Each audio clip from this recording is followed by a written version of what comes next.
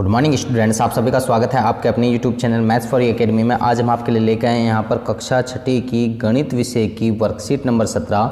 तिथि है आज 24/11/2020। यहाँ पर हमारा चैप्टर ऑलरेडी चल रहा है फ्रैक्शन यानी कि भिन्नों की तुलना करना। इसके अंदर बताया जा रहा है भिन्नों की तुलना करना। अब यहाँ पर फ्रैक्शन में नंबर्स को कैसे यानी कि कंपेयर किया जाता है, भिन्नों को कैसे कंपेयर किया जाता है, यानी कि फ्रैक्शंस को कंपेयर करना है तो किस तरीके से हम कंपेयर करेंगे। तो यहाँ पर हमारे लिए एग्जांपल दिया हुआ है, तो किस तरीके से एग्जांपल दिया हुआ है तो हम आपके सामने यहाँ रखते हैं। ढोलू और भोलू अपने माता पिता के साथ एक पौष्टिक पिज़्ज़ा का आनंद लेने के लिए एक रेस्तरां में गए। ढोलू की थाली में 3 सही 1/2 पिज़्ज़ा हैं और भोलू की थाली में 2 सही 3/4 पिज़्ज़ा है। किसके पास ज़्यादा पिज़्ज़ा है? यह स्पष्ट है कि ढोलू के पास 3 पूर्ण पिज़्ज़ा है, उससे ज़्यादा, और भोलू के पास 3 पूर्ण पिज़्ज़ा से कम है, अतः ढोलू की प्लेट में पिज़्ज़ा ज़्यादा है। तो अब आकृति में दर्शाई गई भिन्न 1/2, 1/3, 1/4, 1/5 पर विचार करते हैं। तो यहाँ पर आप देख सकते हैं, यहाँ 1/2, यहाँ 1/3, 1/4 और 1/5 चीज़ वही है, सिर्फ इसका मतलब क्या होता है कि 1/2 का मीन्स यानी कि एक चीज़ का 2 हिस्सों में बांटना। 1/3 का मतलब यानी कि 1/3 यानी कि एक चीज़ को 3 टुकड़ों में बांटना और उनमें से जो एक हिस्सा होता है वो 1/3 कहलाता है। फिर यहाँ तीसरी आकृति जो आप देख रहे हैं ये, इसमें यानी कि 1/4 का मतलब होता है यानी कि एक ही चीज़ के 4 हिस्से करना और 4 हिस्सों में से जो एक हिस्सा होगा वो कहलाएगा उस चीज़ का 1/4। अब आगे यहाँ पर 1/5 लिखा हुआ था, इनमें से यहाँ पर ये अगली आकृति, इसमें यानी कि एक ही चीज़ है उसके 5 हिस्से करने हैं, उनमें से जो एक हिस्सा होगा वो कहलाएगा 1/5। जैसे यहाँ ग्रीन कलर में ये सभी दिखा रखे हैं। तो आकृति से स्पष्ट होता है कि जो 1/2 भाग है वो सबसे बड़ा है, फिर उससे छोटा जो है 1/3 है, फिर उससे छोटा 1/4 है और उससे छोटा 1/5 है। तो सबसे बड़ा 1/2, फिर उसके बाद में यानी कि सीरीज वाइज आप देख रहे हैं तो घटते हुए क्रम में वो जा रहे हैं। 1/2, फिर 1/3, 1/4, 1/5, तो घटते हुए क्रम में जा रहे हैं। तो जिसको अवरोही क्रम कहा जाता है, डिसेंडिंग ऑर्डर इंग्लिश के अंदर अगर कहते हैं तो डिसेंडिंग ऑर्डर कहा जाता है। आगे यहाँ समान भिन्नों की तुलना कैसे की जाती है, यानी कि आपके पास में जो समान भिन्न हैं, लाइक फ्रैक्शंस जो हैं, उनकी तुलना कैसे की जाती है। तो समान हर वाली भिन्न समान भिन्न होती हैं। आइए 2 समान भिन्नों 3/7 और 5/7 की तुलना करते हैं। तो आकृति से स्पष्ट है कि 3/7 छोटा है 5/7 से। तो यहाँ पर 3/7 तो यानी कि 7 हिस्से हैं, उनमें से जो 3 हैं वो कलरफुल हैं और इसी तरीके से 7 हिस्सों में से 5 हिस्से कलरफुल हैं। तो ज़्यादा कौन से हुए? तो 5/7 जो है ज़्यादा है और 3/7 जो है छोटा है। असमान भिन्नों की तुलना करना। अब असमान भिन्नों की तुलना कर रहे हैं यहाँ पर। असमान मीन्स यानी कि जो आपके अनलाइक फ्रैक्शन होते हैं असमान। तो आइए 2 असमान भिन्नों की 2/3, 3/4 की तुलना करें। तो आकृति स्पष्ट है कि 2/3 छोटा है 3/4 से। तो यहाँ पर आप देख सकते हैं तो कि एक ही चीज़ के हमने सिर्फ 3 हिस्सों में से 3 यानी कि टुकड़े किए और 3 हिस्सों में से ऊपर यानी कि 2 है तो यानी कि उसके 2 हिस्सों पे हमने कलर किया। और यहाँ पर अगला है 3/4, तो यहाँ 4 हिस्सों में से 3 हिस्सों को कलर किया। तो कौन सा ज़्यादा है? तो 3/4 यहाँ पर हमें ज़्यादा नज़र आ रहा है। तो ये 3/4 ज़्यादा होगा, तो यानी कि बड़ा होगा। आगे यहाँ पर हम कहते हैं हम तुल्य भिन्न ज्ञात करके भी भिन्नों की तुलना कर सकते हैं। आइए हम भिन्नों 2/3 और 3/4 के तुल्य भिन्न ज्ञात करते हैं। तुल्य यानी कि उसके बराबर के जो भिन्न है वो हम ज्ञात करते हैं, समान भिन्न हम ज्ञात करते हैं। 2/3 का हम 4/6 भी कर सकते हैं कि 2/3 में क्या किया कि हमने 2 से मल्टीप्लाई किया है तो ये 4/6 आ गया। 2/3 को यानी कि 2 से मल्टीप्लाई किया है ऊपर भी और नीचे भी, यानी कि नोमिनेटर को भी और डिनोमिनेटर की, तो 4/6 हो गया। फिर अगले वाले को यानी कि 2/3 को 3 से डिवाइड किया, 3 से मल्टीप्लाई किया तो 6/9 हो गया। फिर 8/12, मतलब इस तरीके से नेक्स्ट नंबर से मल्टीप्लाई करते जा रहे हैं 10/15। तो यहाँ पर आप देखते हैं आगे इसी प्रकार 3/4 को भी इसी तरीके से लिखा, 6/8, 9/12, 12/16, यानी कि अगले नंबर से मल्टीप्लाई करते जा रहे हैं दोनों नंबर्स को, न्यूमिनेटर को भी और डिनोमिनेटर को भी, यानी कि अंश को भी और हर को भी, दोनों को नेक्स्ट नंबर से मल्टीप्लाई करते जा रहे हैं। पहले 2 से मल्टीप्लाई किया तो ये आ गया, 3 से मल्टीप्लाई किया, 4 से मल्टीप्लाई किया, ये आ गया। अब यहाँ पर आप देख सकते हैं कि 2/3 और 3/4 में समान हर 12 है। यहाँ पर 12 पे अगर आप देखते हैं ये 9/12 और ये 8/12 वाली तुल्य भिन्न क्रमश 8/12 और 9/12 हैं। तो 2/3 और 8/12 यानी कि इसको ये लिख सकते हैं और 3/4 को 9/12 लिख सकते हैं। तो अब आप देख सकते हैं कि इन दोनों में से बड़ा कौन सा है, तो 9/12 बड़ा है 8/12 से। तो इसलिए 3/4, क्योंकि 9/12 किसका था, 3/4 का था, इसलिए 3/4 बड़ा होगा 2/3 से। तो इस तरीके से हम इसको कर सकते हैं। तो आगे 2 सवाल हैं, उनको भी हम आगे करके आपको बताएंगे। तो आओ यहाँ पर करें, इन दोनों सवाल को हम नेक्स्ट शीट पर आपको करके दिखाते हैं। यहाँ पर आकृति का प्रयोग करते हुए निम्नलिखित भिन्नों की तुलना करिए, और यहाँ पर इसको हम यहाँ पर इनको आगे करके दिखाते हैं। नेक्स्ट शीट पर हम चलते हैं। नेक्स्ट शीट पर हमारा पहला क्वेश्चन है, आकृति का प्रयोग करते हुए निम्नलिखित भिन्नों की तुलना करिए।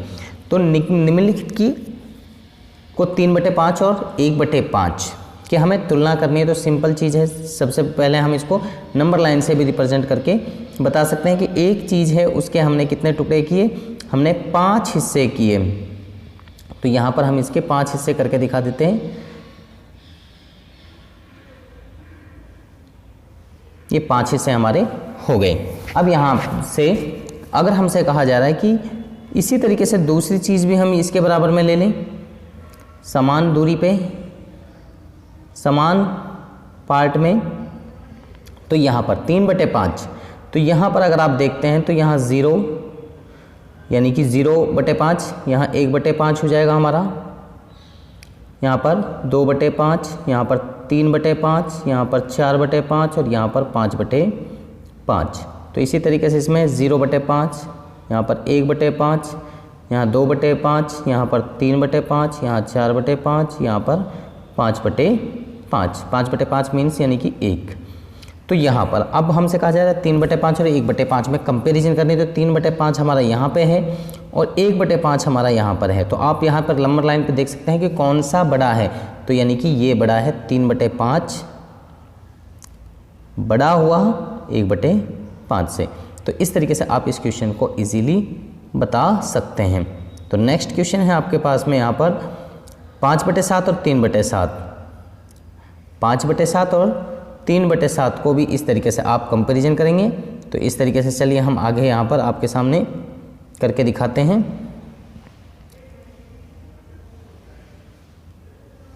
यहाँ पर 5/7 और 3/7 के लिए कहा है, तो सबसे पहले हम यहाँ पर नंबर लाइन बना लेते हैं।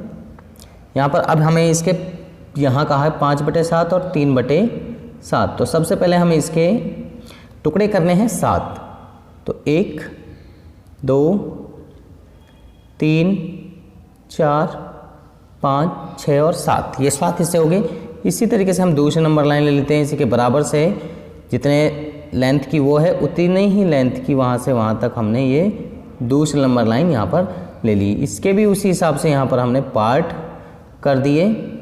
तो यहाँ पर अगर आप देखते हैं तो ये 0/7, 1/7, 2/7, 3/7, यहाँ पर 4/7, 5/7, 6/7 और यहाँ पर 7/7। तो 5/7 की बात करें तो ऊपर वाले में 5/7 रिप्रेजेंट करेंगे तो 5/7 हमारे यहाँ पर जाएगा, और नीचे वाले में 3/7 की बात करें तो 3/7 हमारे यहाँ पर आ रहा है।